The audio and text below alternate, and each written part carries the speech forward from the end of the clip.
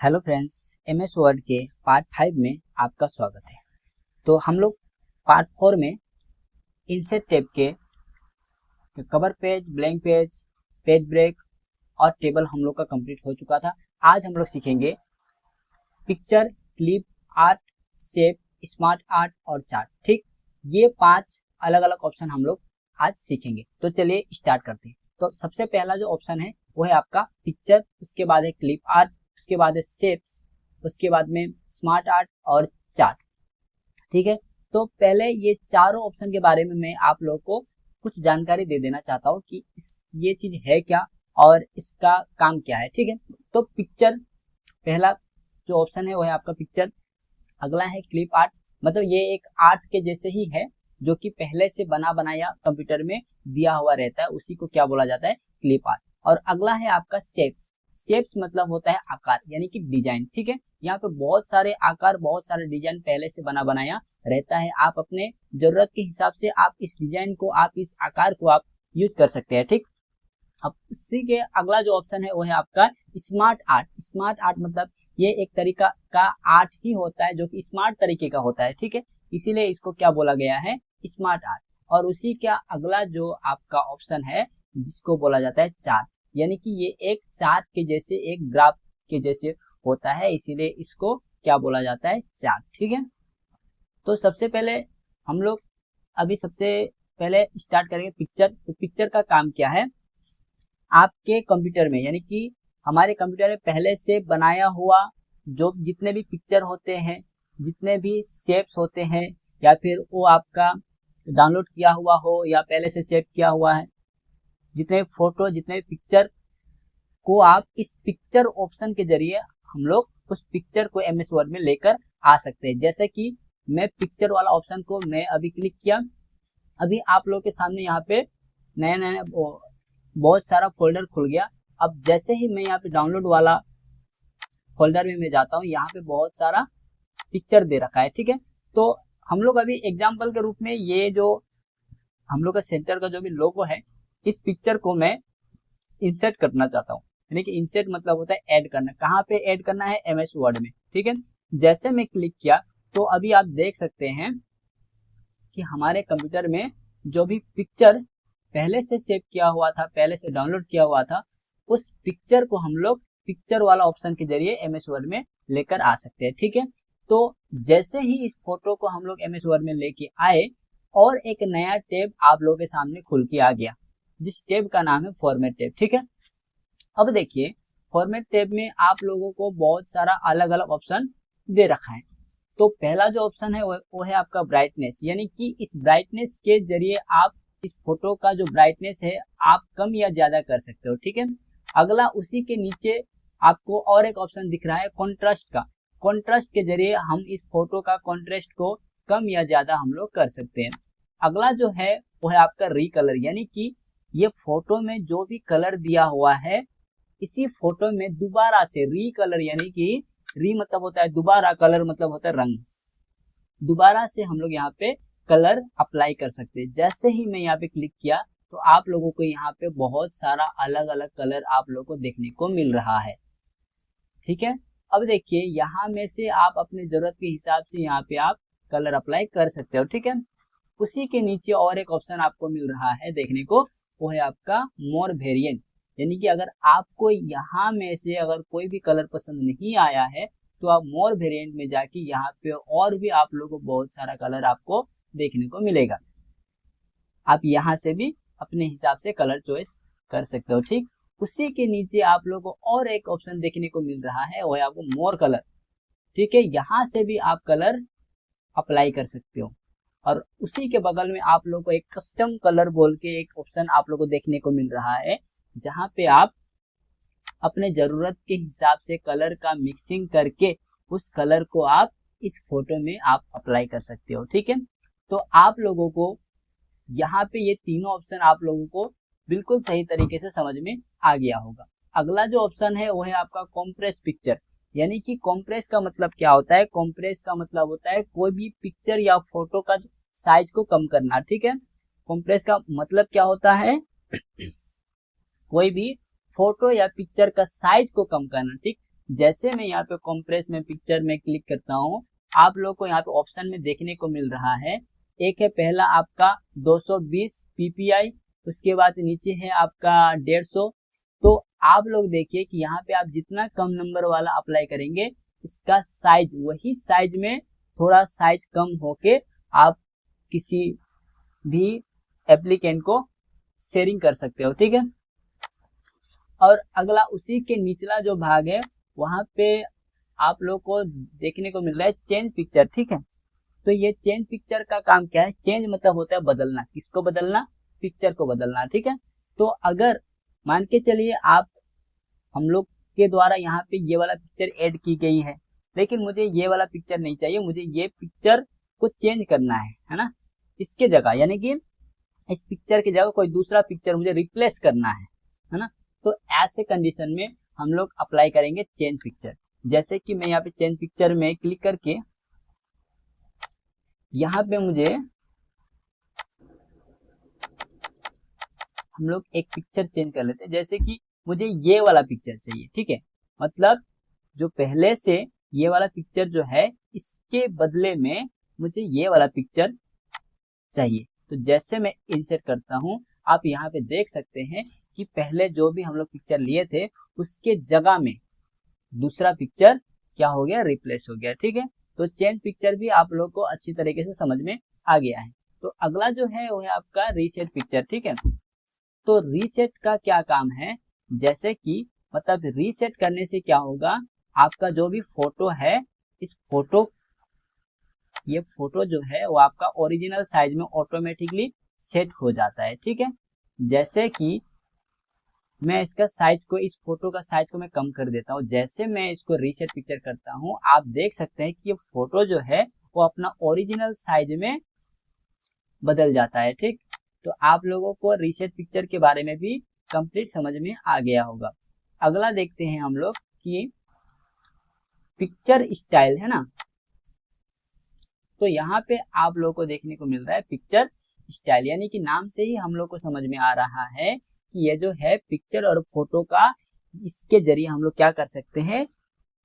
Style change कर सकते हैं, ठीक है। तो जैसे ही मैं यहाँ पे पहला वाला स्टाइल में मैं क्लिक करता हूँ, यहाँ के स्टाइल के हिसाब से यहाँ पे जो भी हम लोग फोटो यानी कि पिक्चर ऐड किए हैं, उसमें क्या हो रहा है? चेंजेस हो रहा है, ठीक है। तो यहाँ पे आप लोग को बहुत सारा स्टाइल देखने को मिलेगा। आप अपने इच्छा अनुसार, जरूरत के हिसाब से आप अपना स्टाइल चेंज कर सकते हो, ठीक है। अब उसी के अगला जो ऑप्शन है वो है आपका पिक्चर शेप, यानी कि पिक्चर शेप, यानी कि पिक्चर मतलब तो फोटो होता है, शेप मतलब क्या होता है? आकार। क्या होता है? आकार। तो जैसे कि मैं इसको थोड़ा सा बड़ा कर लेता हूँ ताकि आप लोगों को समझने में आसानी हो, ठीक है। तो देखिए पिक्चर शेप का काम क्या है कि कोई भी पिक्चर को, यानी जैसे यहाँ पे एक पिक्चर ऑलरेडी हम लोग ले चुके हैं, तो इस पिक्चर को शेप में बदलना है ना। यहाँ से देखिए आप लोगों को बहुत सारा शेप आप लोगों को यहाँ पे देखने को मिल रहा है। तो अगर ये पिक्चर को यहाँ पे जितने सारे शेप है, तो उस शेप के रूप में बदलना चाहते हो तो आप पिक्चर शेप का यूज कर सकते हो। जैसे कि मान के चलिए ये पिक्चर को, ठीक है, ये जो पिक्चर जो है मुझे इस शेप में मुझे बदलना है, यानी कि ये पिक्चर को मुझे इस शेप में बदलना है। जैसे ही मैं इस शेप को मैं क्लिक करता हूं, तो आप यहाँ पे देख सकते हैं कि यह जो पिक्चर पहले का जो भी रूप में था, यानी कि कन्वर्ट हो गया क्या में ये पिक्चर का शेप के रूप में, ठीक है। हम लोग यहाँ पे अपने हिसाब से जैसे चाहे हम लोग इस पिक्चर को यहाँ के शेप के आकार में बदल सकते हैं, ठीक है। इस पिक्चर को जैसे मैं अगर यहाँ पे राउंड वाला ले लिया, तो अभी आप देख सकते हैं कि ये पिक्चर का जो आकार हो गया, शेप मतलब क्या होता है? आकार, ये राउंड शेप में बदल गया, ठीक है। अब उसी के नीचे आपको देखने को मिल रहा है वो है आपका पिक्चर का बॉर्डर, यानी कि यहाँ पे साफ साफ नाम से ही पता चल रहा है कि पिक्चर जो है हमारे द्वारा यहाँ पे जो भी पिक्चर इंसर्ट की गई है, इसका हम लोग बॉर्डर को क्या कर सकते हैं? कलर चेंज कर सकते हैं, ठीक। जैसे ही मैं यहाँ पे जिस भी बॉर्डर में मैं क्लिक कर रहा हूँ, जिस भी कलर में मैं यहाँ पे क्लिक कर रहा हूँ, उसी कलर के हिसाब से यहाँ पे इस पिक्चर का क्या लग गया? बॉर्डर, ठीक है। तो यहाँ पे आप लोग अपना बॉर्डर का कलर आप लोग चेंज कर सकते हो। उसी के नीचे और एक ऑप्शन है आपका मोर आउटलाइन कलर, यानी कि यहाँ पे और भी बहुत सारे कलर आप लोग को यहाँ पे देखने को मिल जाएगा।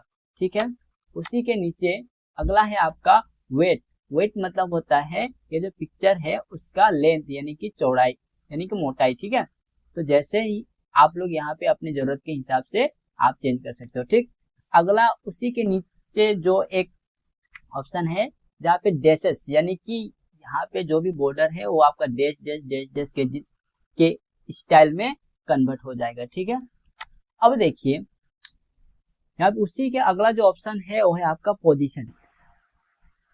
तो सबसे पहले जानेंगे कि ये पोजीशन का मतलब क्या होता है। तो पोजीशन का मतलब होता है जगह। ठीक है, पोजीशन का मतलब क्या होता है, जगह। तो अभी देखिए इसको मैं थोड़ा सा छोटा कर लेता हूँ ताकि आप लोग को क्लियरली समझ में आ सके। ठीक है, तो यहाँ पे पोजीशन मतलब जगह। अब सबसे पहले जानेंगे ये पोजीशन वाला जो ऑप्शन है ये किस पर हम लोग अप्लाई कर सकते हैं। ठीक है, तो ये पोजीशन वाला जो ऑप्शन है इसको हम लोग सिर्फ ऑब्जेक्ट में ही अप्लाई कर सकते हैं। क्या में, ऑब्जेक्ट में। अब बात आता है कि ऑब्जेक्ट ये है क्या। तो ऑब्जेक्ट किसे कहा जाता है, टेक्स्ट और नंबर को छोड़कर जितने भी शेप हो गया, जितने भी फोटो हो गया, ये सारे क्या है, ऑब्जेक्ट। जैसे कि ये भी एक क्या है, पिक्चर है, तो इसको इसी पिक्चर कोई शेप है ना, इसी को क्या बोला जाता है, ऑब्जेक्ट। ठीक है, जैसे कि अब देखिए यहाँ पे आप लोग ध्यान दीजिएगा कि जैसे जैसे मैं यहाँ का पोजीशन चेंज करूंगा इसी के हिसाब से देखिएगा हमारे द्वारा जो पिक्चर ली गई है उसका भी क्या चेंज हो रहा है, पोजीशन। ठीक है, तो अभी कौन सा पोजीशन में है, लेफ्ट का, सॉरी मिडिल का लेफ्ट में। अभी जो है अभी कौन सा पोजीशन में है, मिडिल का लेफ्ट में। अभी कौन सा पोजीशन में है, आपका राइट का निचला भाग यानी कि राइट का बॉटम में है। ठीक है, आप लोग यहाँ पे अपना ऑब्जेक्ट का पोजीशन चेंज कर सकते हैं। उसी के नीचे आप लोग को और एक ऑप्शन देखने को मिलेगा, मोर लेआउट ऑप्शन। अब मोर लेआउट में क्या है, अभी हम लोगों ने जो भी ये ऑप्शन के बारे में अभी थोड़ी देर के बाद में हम लोग सीखेंगे। ठीक है, तो देखिए और अगला जो आप लोगों को एक ऑप्शन देखने को मिलेगा वो है आपका टेक्स्ट रैपिंग। ठीक है, तो ये टेक्स्ट रैपिंग के बारे में मैं इसको थोड़ा सा होल्ड कर रहा हूँ क्योंकि टेक्स्ट रैपिंग को समझने के लिए हम लोग एक काम कर लेते हैं, पहले कुछ टेक्स्ट भी हम लोग ले लेते हैं ताकि हम लोग को समझने में और आसानी होगी। ठीक है, तो देखिए अब मैं यहाँ पे 3 पैराग्राफ ले लिया हूँ। देखिए अभी मैं यहाँ से क्या करता हूँ, एक पिक्चर नहीं लेंगे अभी, है ना, अभी हम लोग ले लेते हैं क्लिप आर्ट ताकि समझने में और ज्यादा आसानी होगी। ठीक है, थोड़ा सा रुक जाइए, ये पहले लोडिंग होगा उसके बाद में इंसर्ट करके हम लोग सीखेंगे।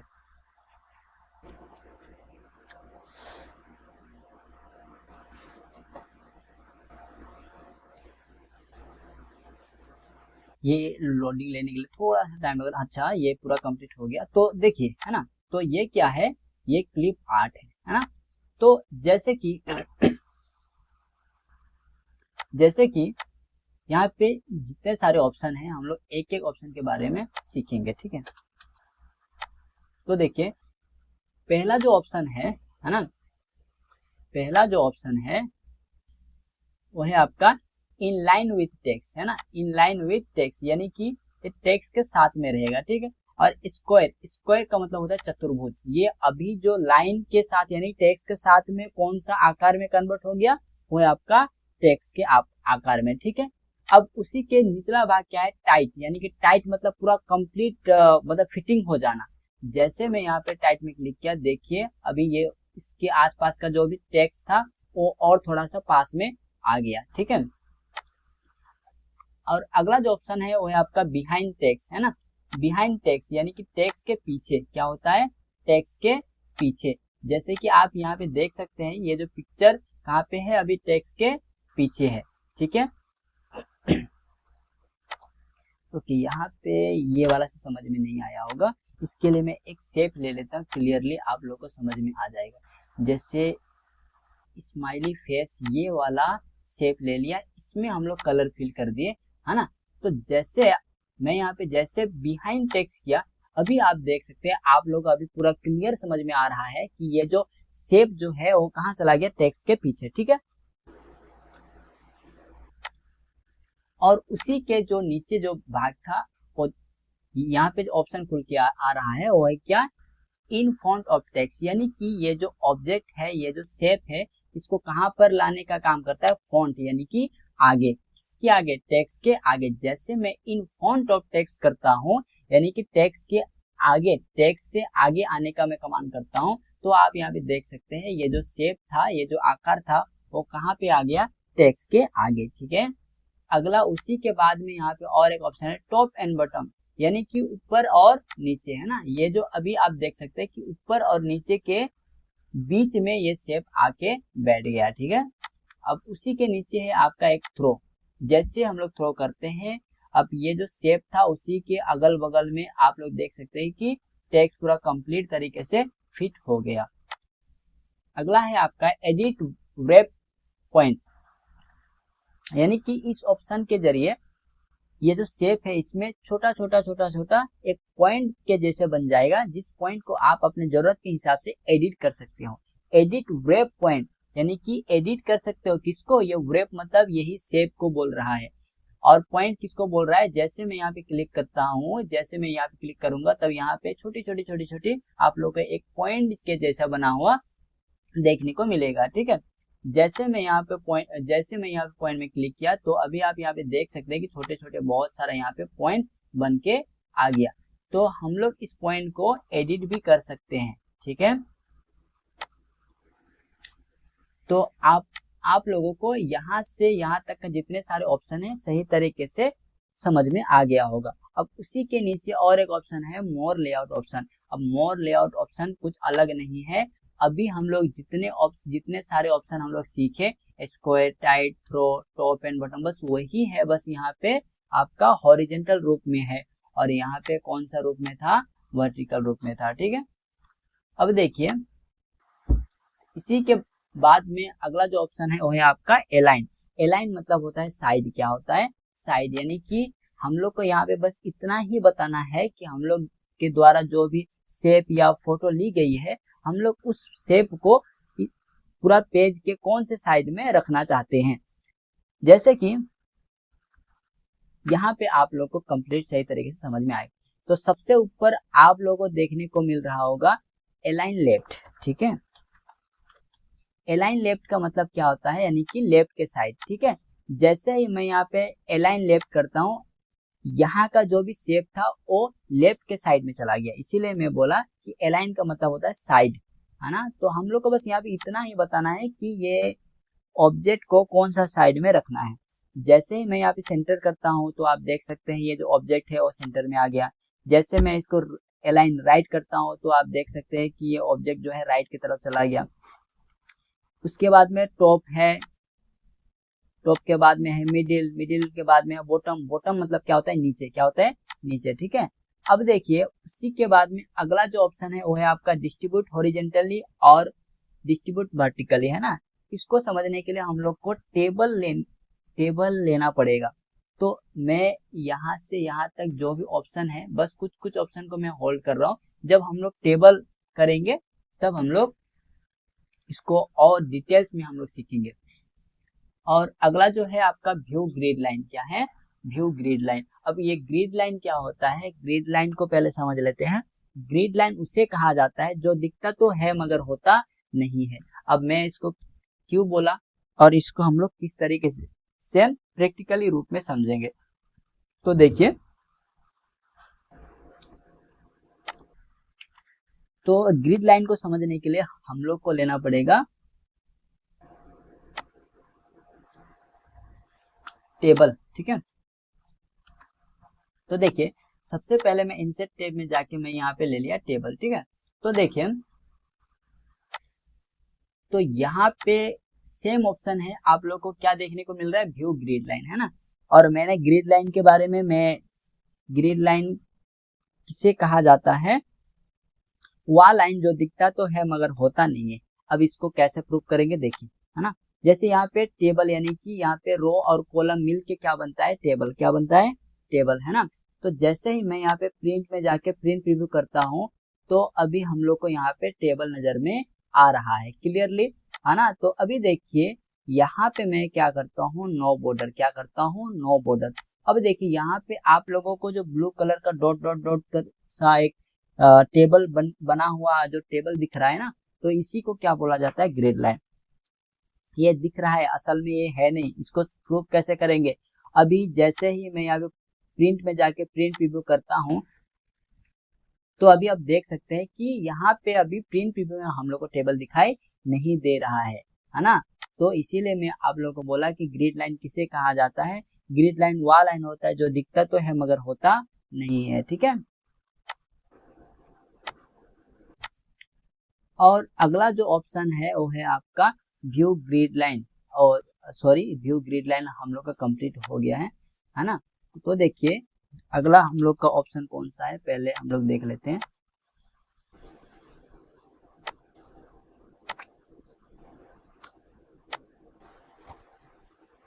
तो देखिए, है ना, हम लोग का ये वाला पूरा कंप्लीट हो गया है। अगला है bring to font, send to back. अच्छा, इसको भी पहले समझ लेते हैं, है ना। इसको समझने के लिए हम लोग को लेना पड़ेगा शेप।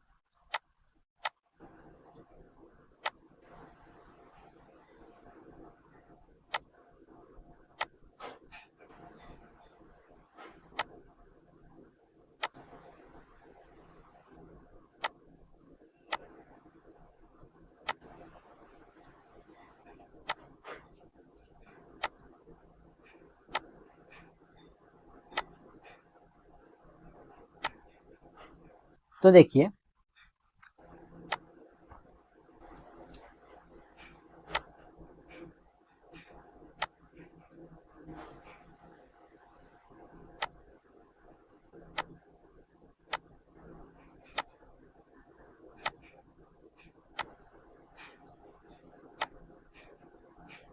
तो देखिए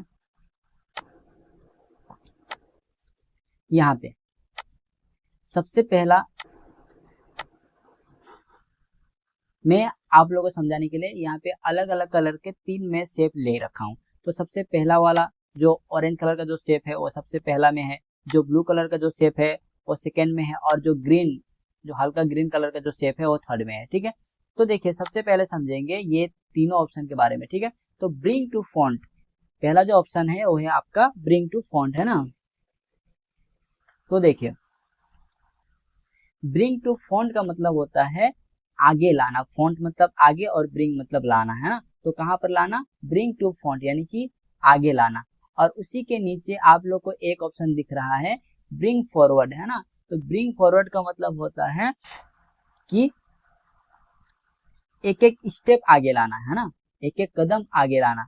जैसे कि अगर कोई ऑब्जेक्ट अगर चौथा नंबर में है तो हम लोग उसको ब्रिंग फॉरवर्ड करने से वो चौथा में है तो वो तीसरा में आएगा, अगर तीसरा में है तो दूसरा नंबर में आएगा। यानी कि ब्रिंग फॉरवर्ड वो भी आगे तो आ रहा है लेकिन एक एक कदम आगे आ रहा है। और ब्रिंग टू फॉन्ट का मतलब होता है वो डायरेक्ट एक ही बार वो जिस भी पोजीशन में रहे, चाहे वो 2 नंबर में रहे, 3 नंबर में रहे, 4 नंबर में रहे, चाहे 5 नंबर में रहे, वो डायरेक्टली एक ही बार फॉन्ट के तरफ आ जाता है, यानी कि सबसे आगे तरफ आ जाता है, ठीक है।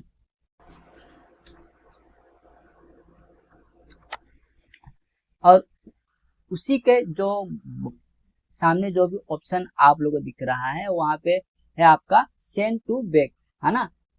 सेंड मतलब ये अभी थोड़ी देर पहले हम लोग जो भी ऑप्शन किया उसी का ठीक ऑपोजिट है सेंड टू बैक, यानी कि सेंड टू बैक। सेंड मतलब क्या होता है, भेजना। कहाँ पे भेजना है, पीछे भेजना है। बैक मतलब पीछे, है ना।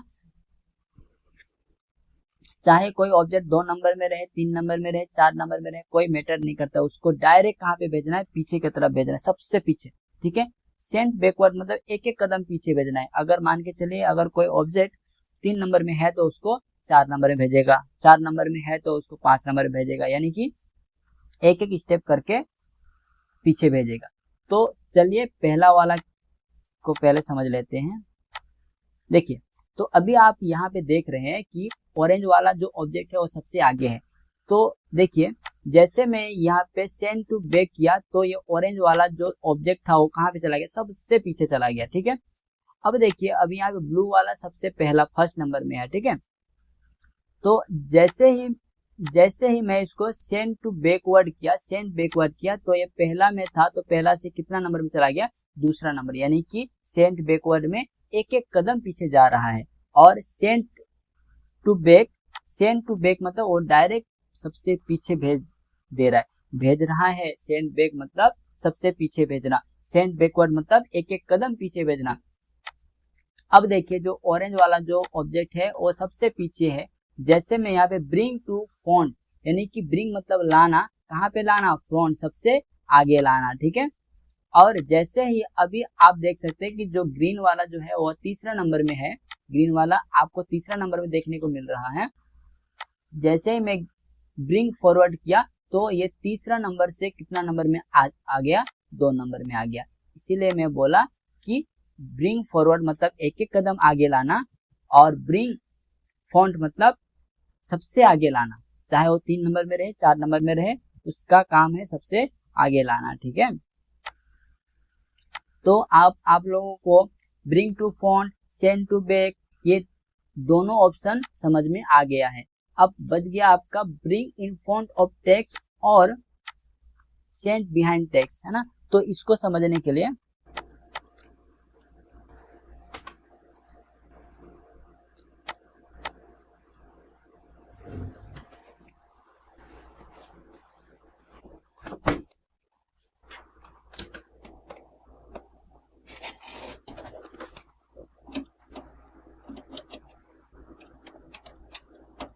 रुकिए थोड़ा सा।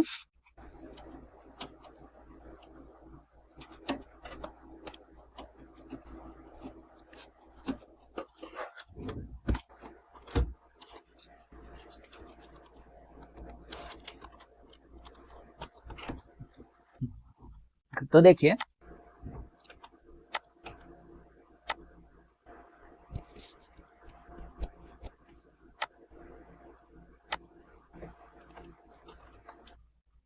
मैं यहाँ पे 3 पैराग्राफ मैं सबसे पहले ले लेता हूँ, उसके बाद में देखिए, हाँ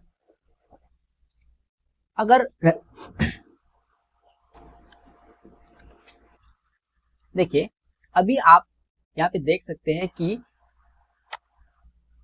टेक्स्ट का हमारे द्वारा जो हम लोगों ने अभी जो पैराग्राफ लिया था, है ना, तो देखिए यहाँ पे क्या है, ये जो ऑब्जेक्ट जो है ये टेक्स्ट से आगे है ना।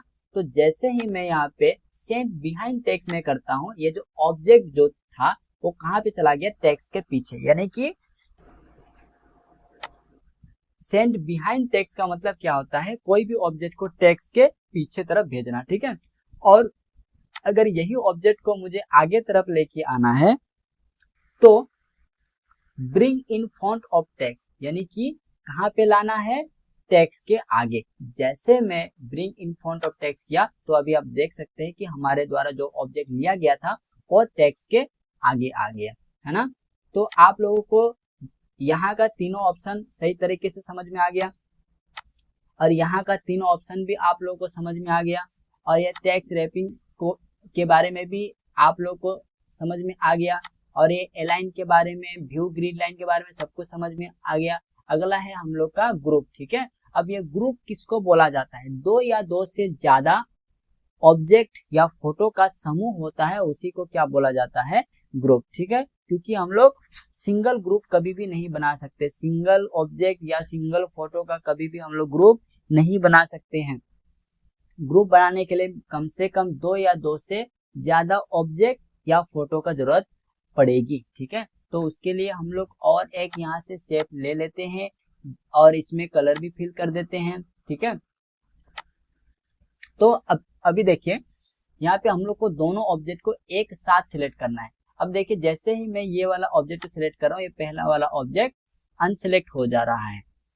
अब देखिए इसका सॉल्यूशन क्या है, अगर हम लोग कंट्रोल प्रेस करके सेकेंड वाला ऑब्जेक्ट को भी हम लोग सिलेक्ट करेंगे तो हम लोग का यहाँ पे दोनों ऑब्जेक्ट एक साथ सिलेक्ट हो गया। यानी कि मैंने क्या बोला, ग्रुप हम लोग कब बना सकते हैं, 2 या 2 से ज्यादा ऑब्जेक्ट का समूह को ही क्या कहा जाता है, ग्रुप।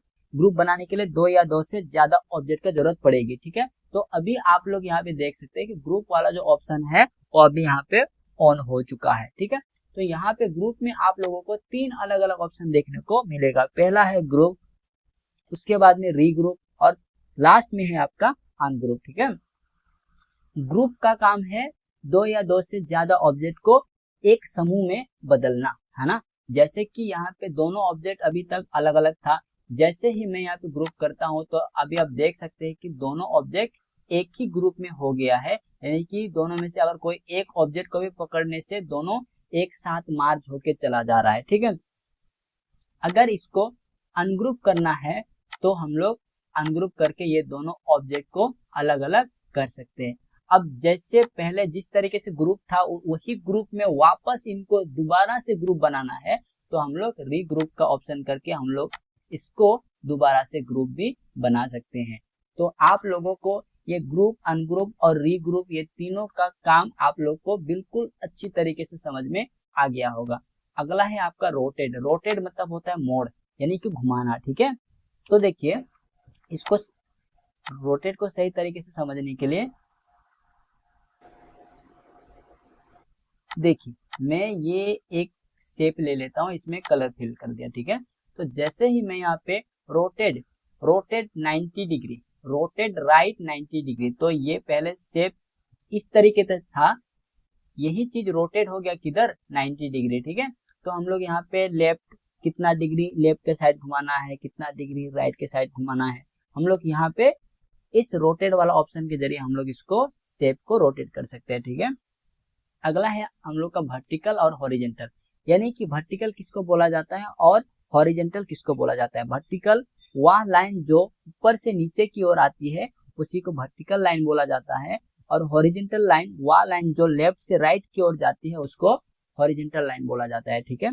अब अगला जो है वो है आपका हाइट, यानी कि ये जो शेप का जो हाइट है हम लोग यहाँ पे कम या ज्यादा हम लोग कर सकते हैं। और ये विड्थ मतलब होता है चौड़ाई, मतलब हम लोग यहाँ पे इस शेप का चौड़ाई को भी कम या ज्यादा कर सकते हो। पहला है आपका हाइट, यानी कि लंबाई को हम लोग कम या ज्यादा कर सकते हैं, और दूसरा है आपका चौड़ाई, जिसको हम लोग चौड़ाई को भी कम या ज्यादा कर सकते हैं, ठीक है। तो आप लोगों को यहाँ से यहाँ तक का जितने सारे ऑप्शन है सारे समझ में आ गया होगा। ये सारा ऑप्शन कुछ कुछ छूट रहा है, तो चलिए इसको भी हम लोग समझ लेते हैं। शेप फिल, है ना। शेप मतलब मैं स्टार्टिंग में ही मैं क्या बोला था, आकार। क्या होता है, आकार, ठीक है। तो ये जो एरो है ये क्या है, ये शेप है। इसका अगर फिल करना चाहते हो, इस शेप में अगर हम लोग कलर फिल करना चाहते हैं तो हम लोग यहाँ से कलर फिल कर सकते हैं, ठीक है। और उसी के नीचे आपका नो फिल, यानी कि अगर आप लोग को कलर नहीं चाहिए तो इस ऑप्शन का यूज करके आप लोग कलर को भी हटा सकते हो, ठीक है। अब उसी के नीचे आपका मोर फिल कलर, यानी कि यहाँ में से मैं आप लोग को बता देता हूँ, यहाँ पे जितने सारे कलर है, अगर यहाँ के कलर भी आप लोग को पसंद नहीं आएगा, तभी आप यहाँ से मोर फिल कलर में जाके आप यहाँ से कलर मिक्सिंग करके भी कलर अप्लाई कर सकते हैं, ठीक है। अब उसी के नीचे क्या है, पिक्चर, यानी कि अगर आप चाहते हो कि कलर ना अप्लाई करके हमारे द्वारा हमारे कंप्यूटर में जो भी फोटो सेव किया हुआ है उसी को आप इस शेप में अप्लाई करना चाहते हो, तो आप पिक्चर के जरिए भी इस शेप में आप पिक्चर ऐड कर सकते हो, ठीक। अगला जो है आपका ग्रेडियंट कलर। क्या होता है, ग्रेडियंट कलर। अब ये ग्रेडियंट कलर होता क्या है, ग्रेडियंट मतलब होता है दो या दो से ज्यादा कलर का मिक्सिंग को ही ग्रेडियंट कलर कहते हैं। जैसे कि आप लोग यहाँ पे देख सकते हैं कि यहाँ पे जहां जहां पे ग्रेडियंट कलर है वो वहां पे दो या दो से ज्यादा कलर का मिक्सिंग को ही क्या बोला जाता है, ग्रेडियंट कलर। और यहाँ पे हम लोग जितने सारे ग्रेडियंट कलर में जितने सारे कलर है सब में दो या दो से ज्यादा कलर का मिक्सिंग ही है, ठीक है। अब उसी के नीचे आप लोग को टेक्सचर बोल के एक ऑप्शन मिल रहा है। यहाँ पे बहुत सारा अलग अलग टाइप से यहाँ पे आपको बहुत सारा डिजाइन दे रखा है। उसी के नीचे आप लोग को एक देखने को मिलेगा पैटर्न, है ना। अगर आप इस शेप में पैटर्न के रूप में आप चाहते हो तो यहाँ पे आप पैटर्न भी अप्लाई कर सकते हो, ठीक है। और उसी के नीचे है आपका आउटलाइन। आउटलाइन मतलब क्या होता है, बाहर बाहर कोई भी शेप का बाहरी भाग जो बॉर्डर होता है उसी को क्या बोला जाता है, आउटलाइन बोला जाता है, ठीक है।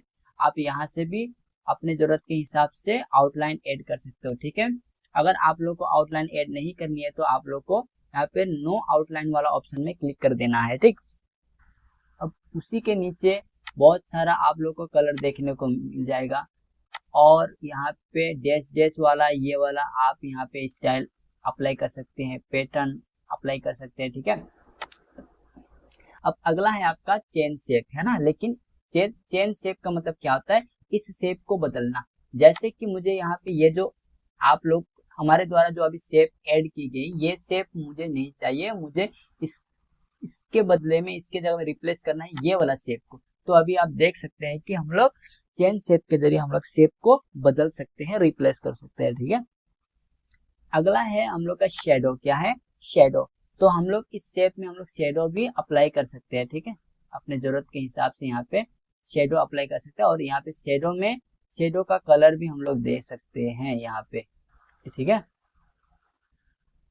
अब देखिए यहाँ पे जो भी शेडो है उस शेडो का हम लोग किस साइड अप्लाई करना चाहते हैं। जैसे मुझे अगर ये शेडो मुझे ऊपर के साइड चाहिए, लेफ्ट के साइड चाहिए, राइट के साइड चाहिए या ऊपर नीचे जिस भी साइड चाहिए मुझे शेडो, मैं उस साइड में मैं कर सकता हूँ जरूरत के हिसाब से। ठीक है, अगला है आपका 3D में भी हम लोग यहाँ पे 3D अप्लाई करके 3D का जो भी इफेक्ट है आप उसको कौन सा साइड में चाहते हो, ऊपर नीचे लेफ्ट राइट, है ना।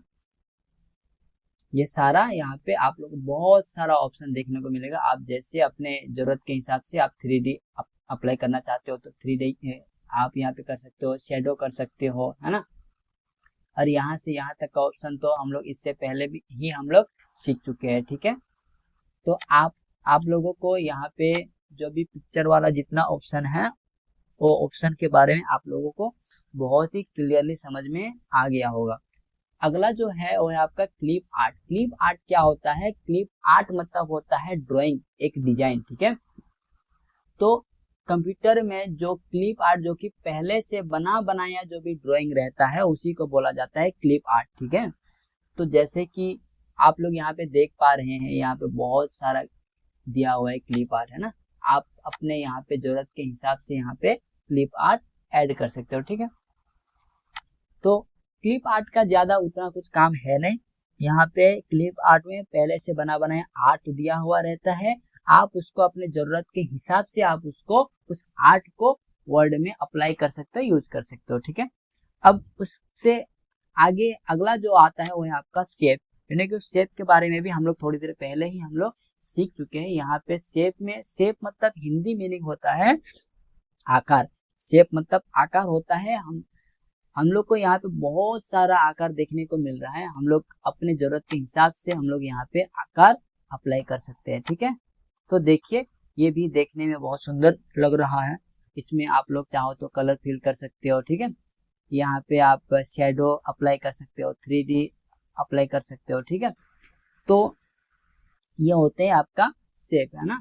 अगला जो है वो है आपका स्मार्ट आर्ट, है ना। अब स्मार्ट आर्ट को स्मार्ट तरीके से समझते हैं, है ना।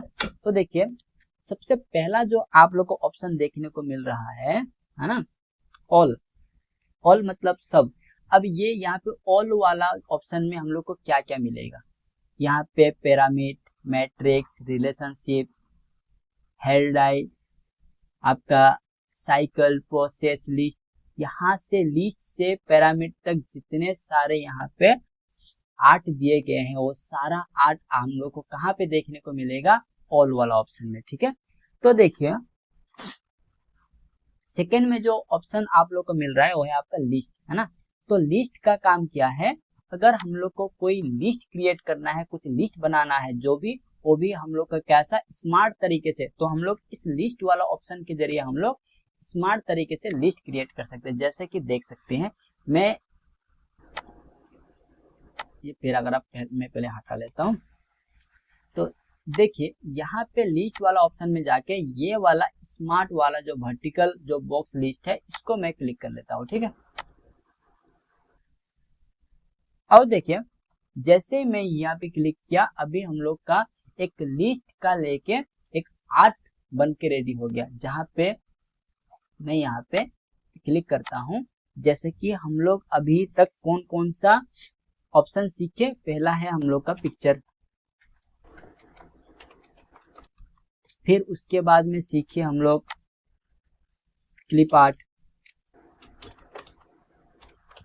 ठीक है। फिर उसी के बाद में हम लोग सीखे शेप्स, है ना,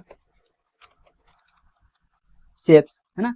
तो हम लोग अभी जो जो ऑप्शन हम लोग सीख लिए उसका एक यहाँ पे लिस्ट तैयार हो गया। उसके अलावा, है ना, उसके अलावा आप यहाँ पे चाहो तो ऐड और यानी कि ऐड शेप कर सकते हो, यानी कि और भी शेप ऐड कर सकते हो, ठीक है। अब देखिए यहाँ पे लिस्ट का बहुत सारा आपको डिजाइन मिल जाएगा, आप जिस तरीके से चाहो आप यहाँ पे लिस्ट बना सकते हो, ठीक है। और यहाँ पे आपका चेंज कलर, यानी कि हमारे द्वारा जो स्मार्ट आर्ट जो बनाया गया है उसका हम लोग कलर भी चेंज कर सकते हैं, ठीक है। और भी यहाँ पे बहुत सारा 3D इफेक्ट वगैरह है, हम लोग चाहे तो यहाँ से अप्लाई कर सकते हैं, ठीक है। और ये है आपका रीसेट ग्राफिक, यानी कि जैसे पहले था उसी तरीके से हम लोग यहाँ पे दोबारा से सेट कर सकते हैं, ठीक है। रीसेट का अर्थ क्या होता है, कोई भी चीज को दोबारा से सेट करना, री मतलब होता है दोबारा, ठीक है। अब देखिए आप लोगों को लिस्ट वाला जो भी स्मार्ट आर्ट है आप लोगों को समझ में आ गया होगा। अगला जो है वो है आपका प्रोसेस, यानी कि आपको कोई काम का प्रोसेस को दिखाना है। तो ऐसे कंडीशन में हम लोग प्रोसेस वाला में जितने सारे हम लोग को स्मार्ट आर्ट दिख रहा है हम लोग यहाँ से अप्लाई करके बिल्कुल सही तरीके से प्रोसेस को हम लोग दिखा सकते हैं। जैसे कि ये वाला मैं यहाँ पे ऑप्शन ले लिया, ठीक है। तो देखिए इसको हम लोग इस तरीके से समझते हैं। सबसे पहले हम लोग सीखे होम टैब में, होम टैब में क्या क्या सीखे, कॉपी, है ना। फिर उसके बाद में क्लिप आर्ट, है ना। तो इस तरीके से हम लोग एक एक कदम मतलब एक एक स्टेप हम लोग बढ़ते जा रहे हैं, है ना। ये पहला प्रोसेस हो गया, फिर उसके बाद दूसरा प्रोसेस, फिर उसके बाद तीसरा प्रोसेस। जैसे कि हम लोग पहले सबसे पहले होम टैब किए, फिर होम टैब के अंदर जितने सारे ऑप्शन है उसको किए। अभी हम लोग एक एक स्टेप बढ़ते बढ़ते हम लोग अभी कहाँ पे पहुंचे, इंसर्ट टैब का आपका पिक्चर वाला ऑप्शन, है ना, शेप वाला ऑप्शन। तो अगर कोई भी ऐसा चीज जहाँ पे हम लोग को किसी चीज का प्रोसेस के बारे में दिखाना है, आर्ट बनाना है, तो ऐसे कंडीशन में हम लोग प्रोसेस वाला ऑप्शन के जरिए स्मार्ट आर्ट भी हम लोग अप्लाई कर सकते हैं, ठीक है। तो अगला जो है वो है हम लोग का साइकिल, यानी कि साइकिल का काम क्या है, जैसे हम लोग इसको रिसाइकल बोल सकते हैं। एक ऐसी प्रक्रिया जिसमें हम लोग को क्लियरली मालूम होता है कि कोई भी काम एक जगह से स्टार्ट होके वो पूरा काम खत्म करके और दोबारा से वही जगह आके बैठ जाता है। ऐसी प्रोसेस को क्या बोला जाता है, रिसाइकल। यानी कि जैसे कि मैं यहाँ पे क्या किया, इस ऑप्शन को मैं क्लिक कर दिया, है ना। अब देखिए हम लोग का कोई एक प्रक्रिया कर रहे हैं, कोई हम लोग काम कर रहे हैं। ये हो गया पहला स्टेप, दूसरा स्टेप, तीसरा स्टेप, चौथा स्टेप, पांचवा स्टेप करने के बाद में ये रिसाइकल होके और दोबारा उसी जगह में पहुंच जाता है। इसी को क्या बोला जाता है, रिसाइकल, है ना।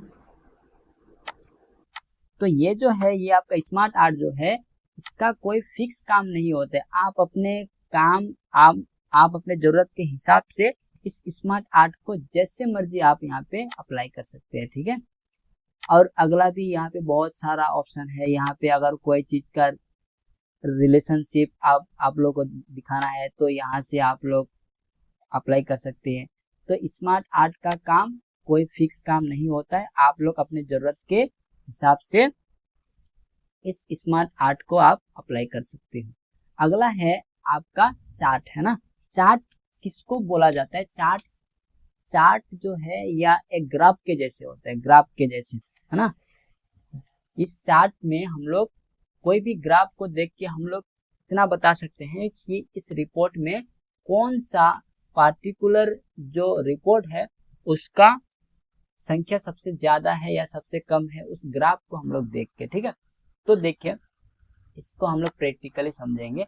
जैसे मैं ये कॉलम वाला ग्राफ ले लिया, ठीक है। जैसे मैं ओके करता हूँ तो अभी आप देख सकते हैं यहाँ पे एक्सेल में एक ऑटोमेटिकली एक रिपोर्ट जनरेट हो गया और इस रिपोर्ट के आधार में हम लोग को वर्ड में एक ग्राफ यानी कि आपका चार्ट के जैसे एक बिल्कुल 3D ग्राफ हम लोग को बना के रेडी करके दे दिया, ताकि अगर हम लोग इस रिपोर्ट के आधार में इस ग्राफ को चार्ट के जरिए हम लोग सही तरीके से समझ सके। जैसे कि यहाँ पे जो है सीरीज 1 को ब्लू कलर के जरिए क्या किया गया है, दर्शाया गया है। रेड सीरीज 2 को रेड कलर, सीरीज 3 को ग्रीन कलर, ठीक है।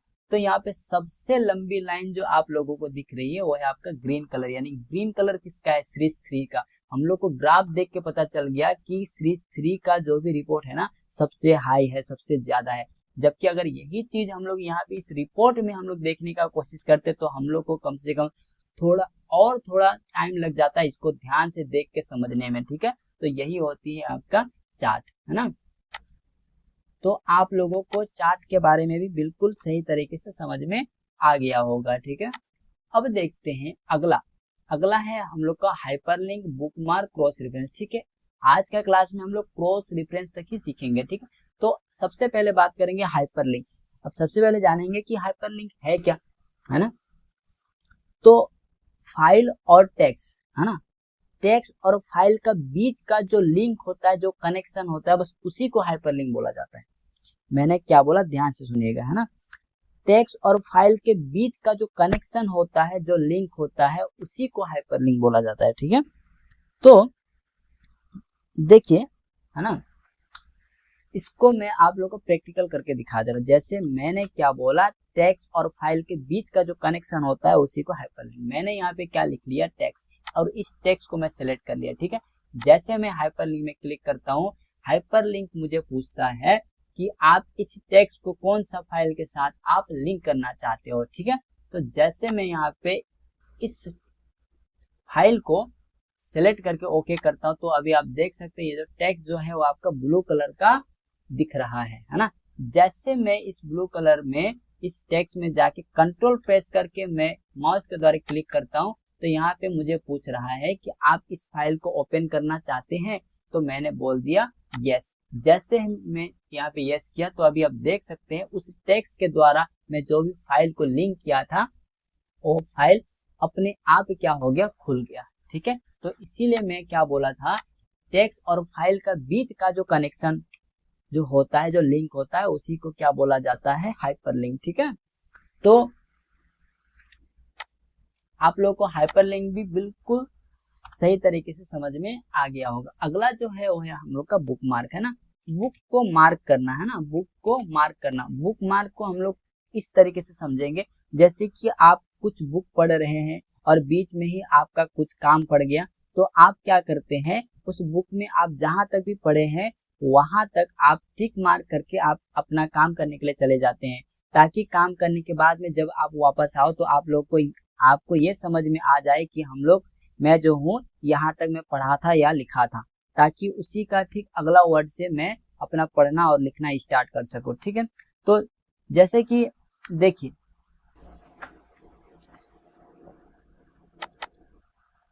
देखिए हम लोग बुक में तो पेन के द्वारा या फिर पेंसिल के द्वारा हम लोग टिक मार्क कर देते हैं ना, लेकिन यहाँ पे कंप्यूटर में तो हम लोग नहीं कर पाएंगे। मान के चलिए आप ये पैराग्राफ को आप पढ़ रहे हैं, ठीक है, आपने क्रिएट तक पढ़ लिया, कहाँ तक पढ़ लिया, क्रिएट तक पढ़ लिया, और आपका बीच में ही पढ़ाई के बीच में ही आपका कुछ काम पड़ गया, तो आपने क्या किया, आपका जो पढ़ाई है वो आपका क्रिएट तक कंप्लीट है, ठीक है। तो आप क्या करेंगे कि पिक्चर से आप अपना काम होने के बाद में कहाँ से पढ़ाई स्टार्ट करेंगे, पिक्चर से। तो जहां से आपको पढ़ना या लिखना स्टार्ट करना है, उस वर्ड को आपको क्या करना है, सिलेक्ट कर देना है, ठीक है। और जैसे मैं यहाँ पे बुक मार्क में क्लिक किया, कंप्यूटर में आपको ये पूछा जा रहा है कि आपने जिस वर्ड को मार्क किए हो उसका आप नाम क्या रखना चाहते हो, एक नाम दे दो, ठीक है। तो जैसे ही मैं यहाँ पे नाम लिखा, अब देखिए नाम लिखने का इसका रूल्स क्या है ना। हम लोग यहाँ पे अपने इच्छा अनुसार नाम दे सकते हैं, लेकिन कंडीशन क्या है कि नाम के दौरान कोई भी स्पेस देके और दोबारा से हम लोग टेक्स्ट नहीं लिख सकते। जैसे कि मैं यहाँ पे कुछ भी नाम लिखा, जैसे स्पेस देके और दोबारा से अगर मैं टेक्स्ट लिखता हूँ, तो यहाँ पे जो अभी थोड़ी देर पहले जो ऐड वाला जो ऑप्शन था वो ऑफ हो चुका है, यानी कि हम लोग यहाँ पे स्पेस तो ऐड कर सकते हैं, लेकिन आप स्पेस के बाद दोबारा टैग्स हम लोग नहीं जोड़ सकते, ठीक है। तो मैं यहाँ पे जो भी मुझे बुक मार्क का नाम देना है मैं यहाँ पे नाम दे दिया। जैसे मैं यहाँ पे ऐड करता हूँ, अभी मैं माउस में अगर मैं बाहर क्लिक करता हूँ, आप लोग को बिल्कुल भी समझ में नहीं आ रहा है कि हम लोग को लिखना और पढ़ना कहाँ से है। जैसे हम लोग बुक मार्क में जाते हैं, यहाँ पे वही नाम शो कर रहा है जो हम लोगों ने अभी बुक मार्क के टाइम अभी थोड़ी देर पहले उस बुक मार्क का हम लोग एक नाम दिए थे। जैसे ही मैं यहाँ पे गो टू करता हूँ, जैसे मैं यहाँ पे गो टू करता हूँ, तो आप लोग को यहाँ पे दिख रहा है कि कंप्यूटर हम लोग को मार्क करके बता दिया कि हम लोग को अभी पढ़ना या लिखना कहाँ से है, ठीक है। तो आप लोग को बुक मार्क भी बिल्कुल सही तरीके से समझ में आ गया है, ठीक है। अगला हम लोग का है वो है आपका क्रॉस रेफरेंस, है ना। क्रॉस रेफरेंस क्या है, सबसे पहले जानेंगे कि क्रॉस रेफरेंस है क्या, ठीक है। तो क्रॉस रेफरेंस जो है वो है आपका हाइपरलिंक के जैसे ही काम करता है, लेकिन हाइपरलिंक में क्या होता है, टेक्स्ट और फाइल के बीच का जो कनेक्शन होता है उसी को क्या बोला जाता है, हाइपरलिंक, ठीक है। लेकिन क्रॉस रेफरेंस किसको बोला जाता है, cross reference heading two heading, यानी कि दो सेम हेडिंग का बीच का जो कनेक्शन होता है उसी को क्रॉस रेफरेंस बोला जाता है, ठीक है। जैसे कि मैं आप लोगों को प्रैक्टिकली बता दे रहा हूं, जैसे मैं यहाँ पे एक हेडिंग ले लिया मॉनिटर, ठीक है, मॉनिटर कीबोर्ड, उसके बाद में यहाँ पे मैं दे दिया माउस, ठीक है।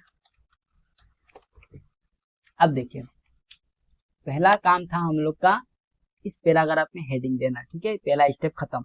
अभी देखिए सेकेंड काम क्या है, हम लोग का कर्सर जहां पे है उसी में हम लोग का कर्सर सबसे ऊपर, हेडिंग का सबसे ऊपर वहां पे हम लोग कर्सर रखने के बाद में हम लोग को एक नया पेज इंसर्ट करना है, कहाँ पे, जहां पे मेरा कर्सर है उसी के ठीक ऊपर। और जहां पे मेरा कर्सर है उसी के ठीक ऊपर जो नया पेज ऐड करने का शॉर्टकट की है वो है आपका कंट्रोल, कीबोर्ड में ध्यान दीजिएगा कंट्रोल प्लस एंटर। जैसे मैं कंट्रोल प्लस एंटर करता हूं, जहां पे मेरा कर्सर था उसी के ऊपर एक नया पेज क्या हो गया, ऐड हो गया, ठीक है। तो देखिए अब तीसरा स्टेप क्या था, तीसरा स्टेप है इस हेडिंग को हेडिंग का दर्जा देना, क्या देना, इस हेडिंग को हेडिंग का दर्जा देना। जैसे मैं यहाँ पे होम टैब में आके इसको मैं हेडिंग 1 का दर्जा दे दिया, इसको हेडिंग 2 का दर्जा दे दिया और इसको हेडिंग 3 का मैं दर्जा दे दिया, ठीक है। तो अभी आप देख सकते हैं हम लोग का पहला काम क्या था, पैराग्राफ ऐड करना। सेकेंड काम क्या था, यहाँ पे हेडिंग क्रिएट करना।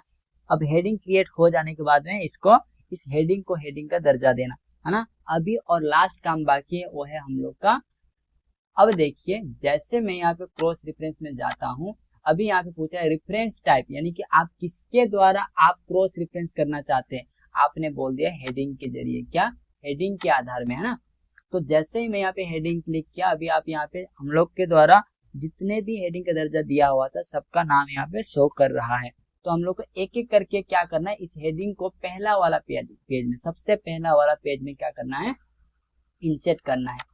एक एक करके मैं यहाँ पे एंटर करके उसी का नीचे सेकेंड वाला हेडिंग को भी मैं क्या कर देता हूँ, इंसर्ट कर देता हूँ। फिर उसी के नीचे माउस यानी कि थर्ड वाला हेडिंग को भी मैं इंसर्ट कर देता हूँ। तो अभी क्या हुआ, क्रॉस रेफरेंस में क्या होता है, यहाँ का हेडिंग और यहाँ का हेडिंग ये दोनों एक दूसरे से क्या हो गया, लिंक हो गया, कनेक्ट हो गया। तो हम लोग इसको कैसे जानेंगे कि ये एक दूसरे का हेडिंग से कनेक्ट हो गया। जैसे मैं यहाँ पे माउस वाला जो हेडिंग था उसी में जैसे मैं कंट्रोल प्रेस करके मैं इसको क्लिक करता हूँ, तो जैसे ही मैं यहाँ पे ऊपर वाला जो माउस का हेडिंग था उसमें क्लिक किया तो मुझे डायरेक्टली कहाँ पे लेके चला गया, नीचे वाला जो हेडिंग था उस हेडिंग में लेकर चला गया। यानी कि अभी हम लोग वेरीफाइड कर लिए कि ये दोनों हेडिंग एक दूसरे से क्या है, कनेक्टेड है। फिर एक बार मैं आप लोगों को दिखा दे रहा हूँ, जैसे मैं यहाँ पे कीबोर्ड वाला में कंट्रोल के साथ में प्रेस कर रहा हूँ, मुझे कहाँ पे लेकर चला गया, कीबोर्ड वाला हेडिंग में।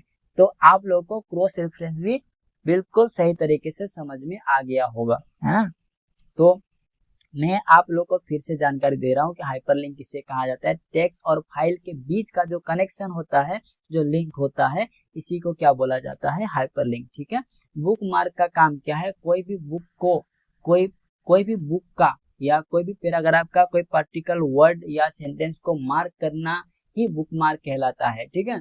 और अगला है क्रॉस रेफरेंस। क्रॉस रेफरेंस जो क्या होता है वो आपका हेडिंग टू हेडिंग क्या होता है, लिंक होता है। ठीक है, तो आज का क्लास में हम लोग कौन कौन सा ऑप्शन सीख लिए, पिक्चर सीख लिए, क्लिप आर्ट सीख लिए, शेप सीख लिए, स्मार्ट आर्ट सीख लिए, चार्ट सीख लिए, हाइपरलिंक, बुकमार्क और क्रॉस रेफरेंस। ठीक है, तो अगर आप लोग मेरे चैनल में नए हैं तो प्लीज लाइक करें, सब्सक्राइब करें और अपने सभी दोस्तों को शेयर करें।